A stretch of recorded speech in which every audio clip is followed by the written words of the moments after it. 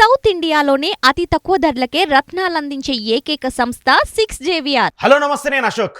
రఘురామ కృష్ణంరాజు మొన్నటిదాకా ఫైర్ బ్రాండ్గా ఏపీ రాజకీయాల్లో ఒక వెలిగినటువంటి ఈ వ్యక్తి ఇప్పుడు ఆయన పరిస్థితి అగమ్యగోచరంగా మారింది.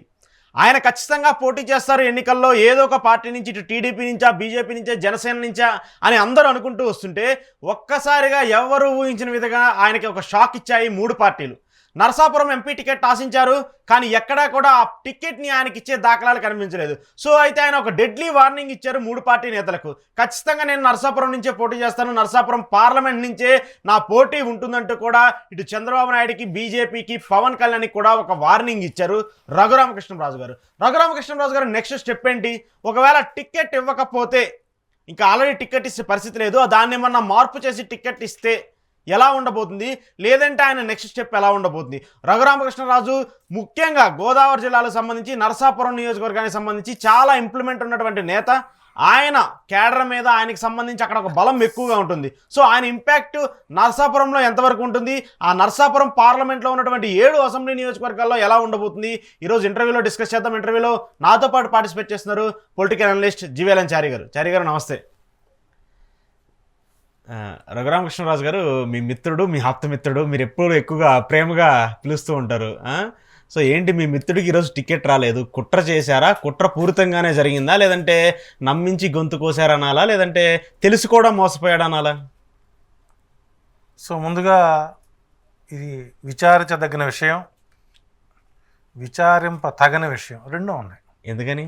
ఎందుకంటే రఘురామరాజు అనేటువంటి ఒక మహోన్నతమైనటువంటి వ్యక్తి. అంటే ఇక్కడ మనం పార్టీ పరంగా మాట్లాడకంటే కూడా అతని యొక్క వ్యక్తిగతమైనటువంటి స్ట్రేచర్ ఎలాంటిది అంటే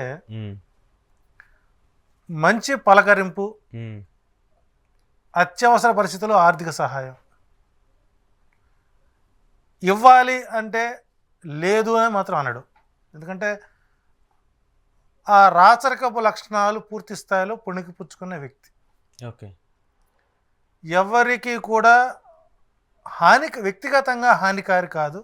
అట్లాగని చెప్పి తన జోలికి వస్తే మాత్రం చెండాడతాడు. ఎందుకంటే సరే, ఈరోజు ప్రభుత్వానికి వ్యతిరేకత కావచ్చు, ఒకప్పుడు జగన్మోహన్ రెడ్డి గారు సిబిఐ కేసులో ఉన్నప్పుడు చేదోడు వాదోడుగా ఉన్నాడు. జేడి లక్ష్మణ్ అలాంటి వాడిని కూడా కొద్దిగా ఇబ్బంది పెట్టాడు, నిలబడ్డాడు.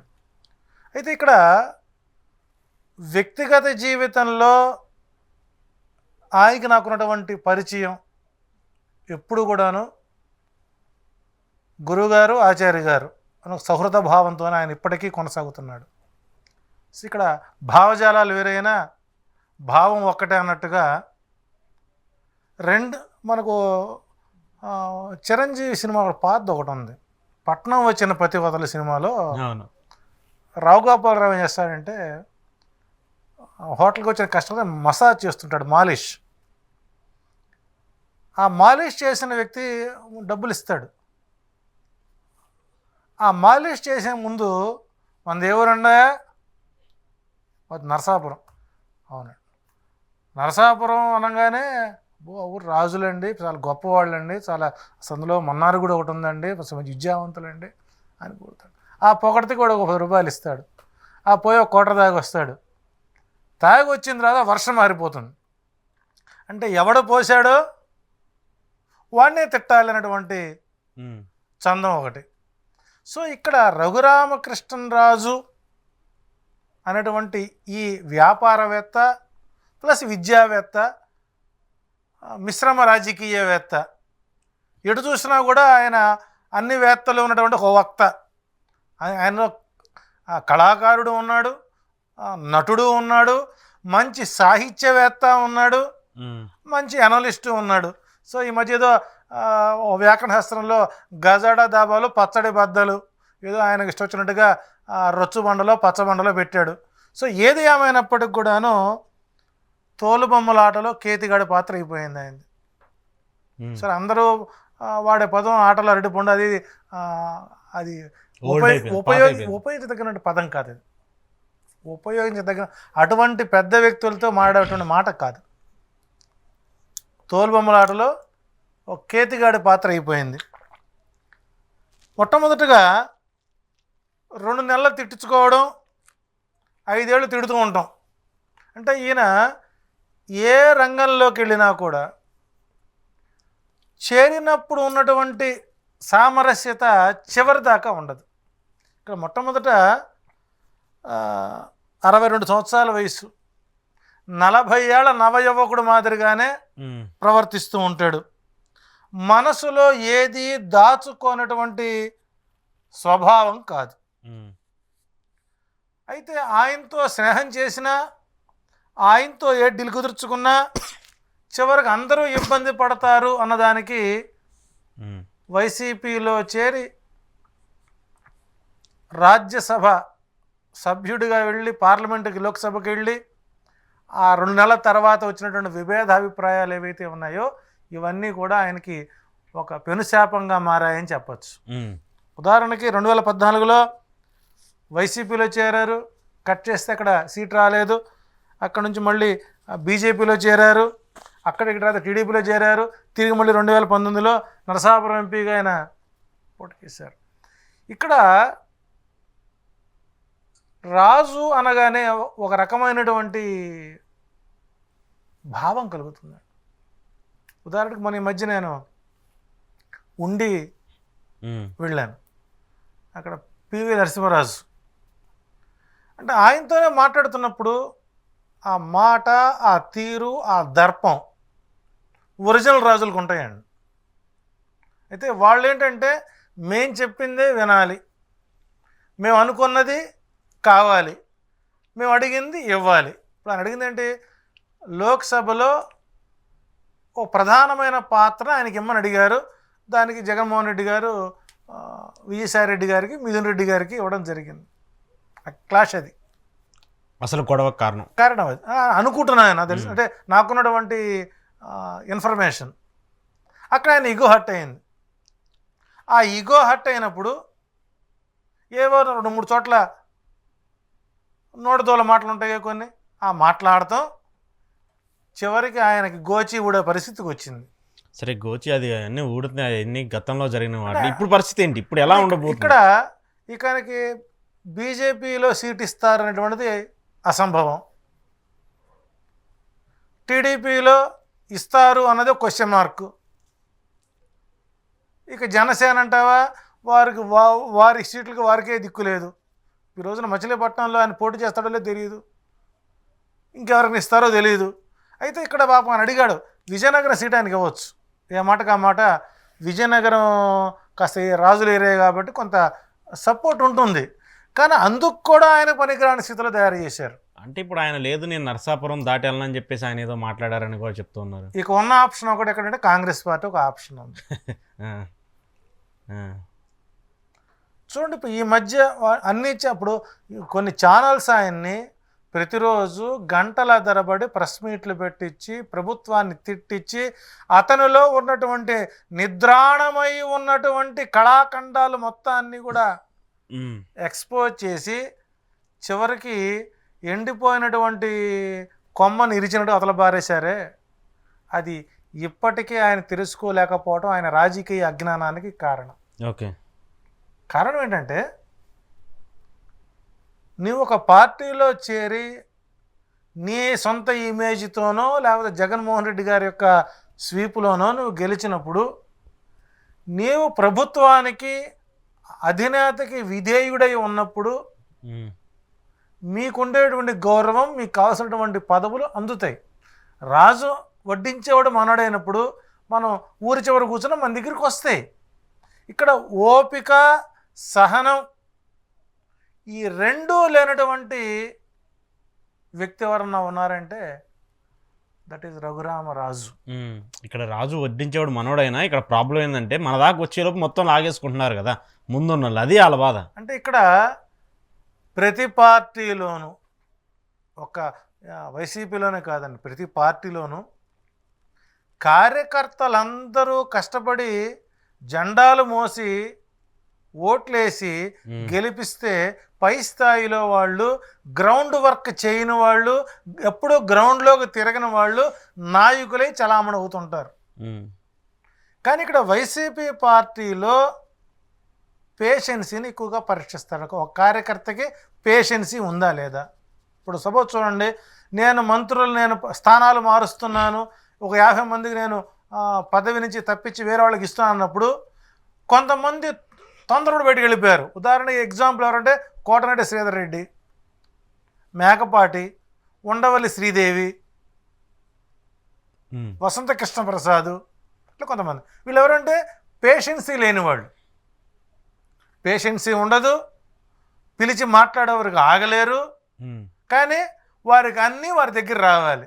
అంటే నిద్రలేచిన తర్వాత ఈ అలకలు, బొజ్జగింపులు, విమర్శలు చేస్తున్న వాళ్ళకైనా పదవులు ఇవ్వాల్సిందే.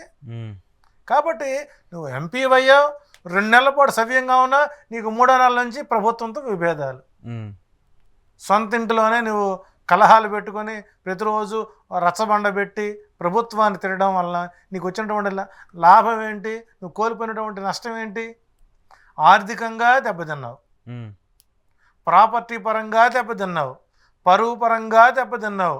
చివరికి నిన్ను ఎన్ని రకాలుగా వాడుకోవాలో ఒక వేశ్య కూడా వాడుకునే వీటుడి కంటే ఎక్కువ దారుణంగా, ఒక రకం చెప్పాలంటే ఒక కాల్ బాయ్ లా వాడు బారేశారు. నన్ను మొత్తం పీల్చి పిప్పి చేసి చివరికి నీ చరిత్రని మొత్తాన్ని కూడా బ్లాక్ మార్క్ పెట్టి అచ్చోసిన ఆంబూతం మీద ఉల్లిపారేశారు. ఇప్పటికీ కూడా నీకు ఇంకా పూర్తి స్థాయిలో రాజకీయం నీకు వంటపట్టకపోతే నీకు బాధరాయణ సూత్రమే అవుతుంది చివరికి. ఆయన చెప్పాడు కదా, నేను ఓడిపోయాను జగన్ ముందు, జగన్ వేసిన ఎత్తుల ముందు నేను ఓడిపోయాను, నాకు టికెట్ రానివ్వకుండా చేసిన సోము వీర్రాజు. ఇక్కడ జగన్ వేసిన ఎత్తులు అనే మాట అనకూడదండి. చంద్రబాబు గారి హయాంలో జరిగినటువంటి గ్రహణంలో, చంద్రగ్రహణంలో ఈయన ఇరుక్కున్నాడు. బాహుబలి పార్ట్ 2, పార్ట్ 1 చూసాం. ఇది బాహుబలి పార్ట్ 3. ఇది పార్ట్ 3. మన ఆర్జీవి గారికి 3వ సినిమా తీసుకోవచ్చు. దీన్ని రఘురామకృష్ణ చరిత్ర తీయచ్చు. ఎందుకంటే ఎక్కడో ఒక మాట జారడం వల్ల ప్రభుత్వానికి వ్యతిరేకంగా తయారైన నిన్ను ఏ రకంగా ఉపయోగించుకున్నారో, ఈరోజు మిమ్మల్ని ఏ రకంగా చూస్తున్నారో పూర్తి స్థాయిలో ఇప్పటికీ కూడా మీరు తెలుసుకోకపోతే ఇక మీకు రాజకీయంగా మీకు ఎక్కడా భిక్ష లేదు. ఇక మిగిలింది మీకు ఉన్నది ఏంటంటే ఒక కాంగ్రెస్ పార్టీ ఆప్షన్. ఇంకా చూడండి, ఇతని బాధని, ఇతని మానసిక ఆక్రోశాన్ని, తనకున్నటువంటి భావ సారూప్యతని ప్రకటించుకోవడానికి గతంలో వాడుకున్నటువంటి ఏ మీడియా కూడా ఇతన్ని కనీసం గొట్టం కూడా ముందు పెడతలేదండి, కన్సిడర్ చేయట్లా ఇప్పుడు మీడియా. కానీ ఒక ఛానల్ ఇతనిలో ఉన్నటువంటి భావదికి మొత్తాన్ని ఫోకస్ చేసింది. దానికి మనం హ్యాట్స్ ఆఫ్ చెప్పుకోవాలి. కాస్త ఇంకా నైతిక విలువలు ఉన్నాయి అన్నదానికి. సో ఆయన ఇంకా ప్రయత్నం చేస్తున్నారు, ఏదో దింపుడు కళ్ళ వాసి మాదిరిగా. అంటే ఒకవేళ కనుక ఈయన నరసాపురంలో కనుక ఇండిపెండెంట్గా కనుక పోటీ చేయగలిగినట్లయితే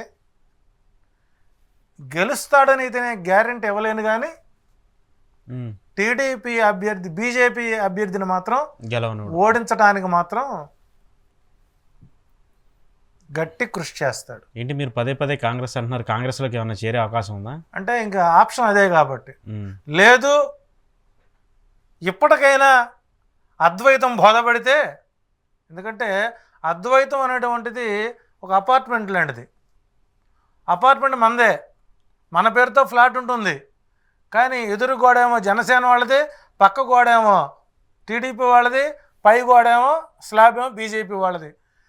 వాళ్ళు మేకు కొడితే వీళ్ళు ఊరుకోరు, వీళ్ళు మేకు కొడితే వీళ్ళు ఊరుకోరు.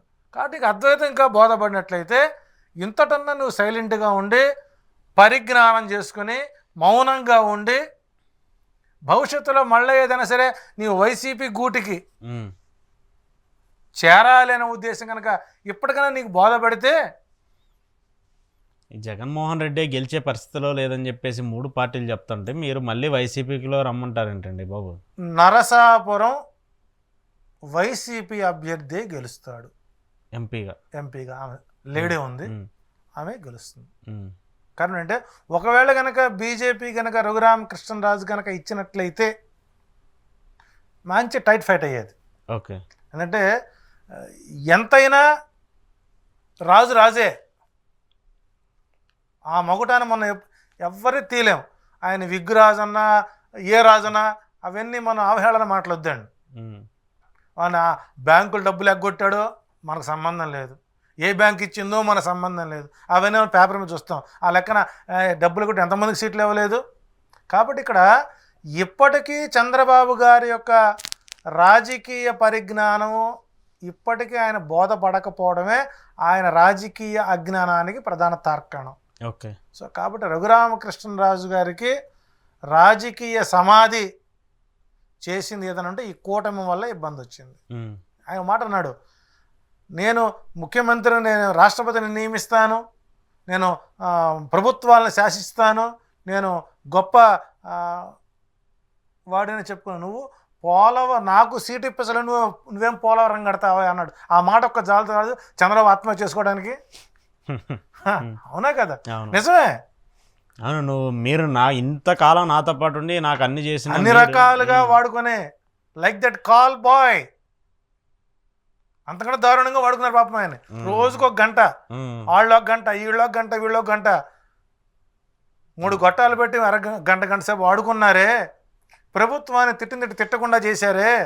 ఆయన కేసులు ఇరికిచ్చారే, నెట్టిచ్చారే, తిప్పిచ్చారే. కనీసం ఆ కర్కసితో అన్న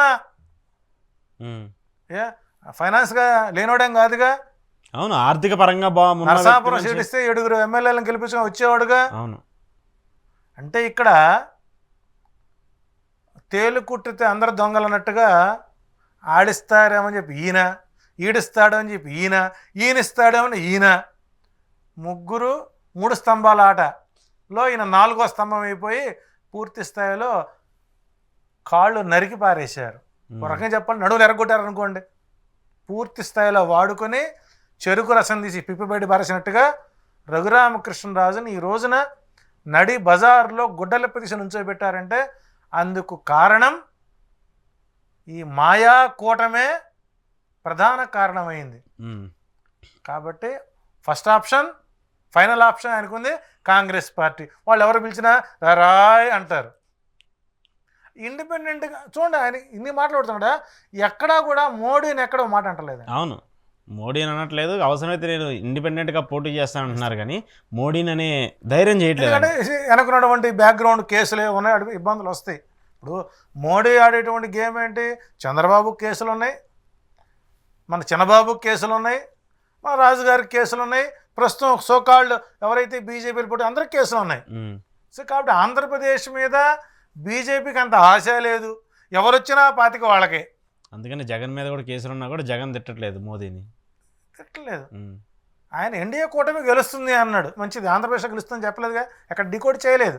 కాబట్టి రఘురామకృష్ణరాజు ఇండిపెండెంట్గా పోటీ చేసి తన సత్తా నిరూపించుకోవడమే ఆయనకున్నటువంటి ఒక ఏకైక లక్ష్యం. లేదు ఆల్టర్నేటివ్ కాంగ్రెస్లో చేరి గెలిచి మళ్ళీ కాంగ్రెస్ పార్టీని దుయ్యబడుతుంటే మళ్ళీ అప్పుడు బీజేపీ వాళ్ళు మళ్ళీ 2029లో ఏమైనా ఓటిస్తారేమో. సో కాబట్టి మీరు ఏ పార్టీలో చేరినా ఆ పార్టీ విధేయుడిగా ఉండి ఆ పార్టీ అధినేత సూచనల ప్రకారం ముందు వెళ్ళగలిగితే రాజకీయంలో కొనసాగడం ఉత్తమం. చివరికి ఉండి నియోజకవర్గంలో పోటీ స్థితికి వచ్చాడు. ఒక ఎంపీ స్థాయి నుంచి అదే ఆయన అసెంబ్లీ ఇస్తా ఉన్నారు, కానీ నేను పోటీ చేయనని చెప్పాడు కదా ఆయన, క్లియర్గా చెప్పాడు. అక్కడ కారణం ఏంటంటే చూడండి, అక్కడ మిత్ర భేదం చూడండి, మిత్ర లాభం. ఆ ఉండిలో ఉండేటువంటి వైసీపీ ఎమ్మెల్యే గారికి రఘురామకృష్ణరాజుకి మధ్య మంచి ఫ్రెండ్లీ రిలేషన్ ఉంది. ఓకే. సో ఆ మిత్ర ధర్మాన్ని ఆయన అక్కడ ఉపయోగించాడు, అక్కడ బలరాముడిలాగా అడ్డుపడ్డాడు. కానీ అతని లక్ష్యం ఏదైనా ఒక పార్టీలో నుంచి లేదా ఇండిపెండెంట్గా అయినా సరే ఆయన ఎంపీగా పోటీ చేయడమే ఆయన పరువు ప్రతిష్టలకు పెద్ద క్వశ్చన్ మార్క్ అయిపోయింది. కాబట్టి alternative only Congress or independent. లేదు ఇంకా ఏదైనా సరే మార్పులు జరిగితే బీజేపీ నుంచి నరసాపురం సీట్ ఇవ్వచ్చేమో, ఇంకా పూర్తి స్థాయిలో బీఫాము ఇవ్వలేదు కాబట్టి ఒక ఛాన్స్ ఏదైనా అవకాశం ఉంటుంది అనేటువంటి ఎక్కడో ఒక 0.1% నాకు ఉంది. ఎందుకంటే ఆ పర్సనాలిటీ తీసేదగ్గ పర్సనాలిటీ కాదు. అవును, ఆర్థిక పరంగా అన్నిటి పరంగా ఆయన మంచి వ్యక్తి కాబట్టి ఖచ్చితంగా ఆయన బలం, ఆయన ఇంపాక్ట్ ఆ 7 అసెంబ్లీ నియోజకవర్గాల మీద ఉంటుంది కాబట్టి ఖచ్చితంగా ఉంటుంది. అంటే ఈ టైం ఆయన చేయలేకపోవచ్చు, పార్టీకి చేయలేకపోవచ్చు, రావడమే కుదరలేదు పాపం ఆయనకి. ఎందుకంటే రచ్చబండ కార్యక్రమం సరిపోతున్నాయి ఆయనకి. అంటే చూడండి ఇక్కడ ప్లాన్ చూడండి. అంటే త్రిఫలా చెట్లు అంటారు. త్రిఫలా అంటే 3 రకాల ఫలాలు కలిపి ఆ ముగ్గురు రాణిస్తే నియోజకవర్గానికి నరసాపురం ఏం చేస్తావు, ఈ పూట గంటల మాకు, ఈ గంట ప్రైమ్ టైం మాకు, మధ్యాహ్నం మాకు, నైట్కు నాకు, 3 పూట్ల ముగ్గురు వాడుకున్నారు ఆయన పాపం. ఇంకెక్కడ ఓపిక వస్తుంది చెప్పండి ఆయన వాడుకోవడానికి? 62 ఏళ్ల వయసు. చివరికి ఆయన ఎక్స్ప్రెషన్స్తో కాలం చేసే పరిస్థితి. ఒక రకంగా చెప్పాలంటే యోగి వ్యామలా తయారయ్యాడండి. ఆ బోధి చెట్టు కింద కూర్చొని యోగి వేమన మాదిరిగా వైరాగ్యం వచ్చి అద్వైతం బోధపడక ఏమిటా ఈ రాజకీయం, ఏమిటా నా భవితవ్యం అని అర్థం కాక ఎప్పటికీ కూడా ఒక మిథ్యలో కొట్టుమిట్టాడుతూ చివరికి రఘురామ నామస్మరణం చేసేటువంటి పరిస్థితికి తీసుకొచ్చారు.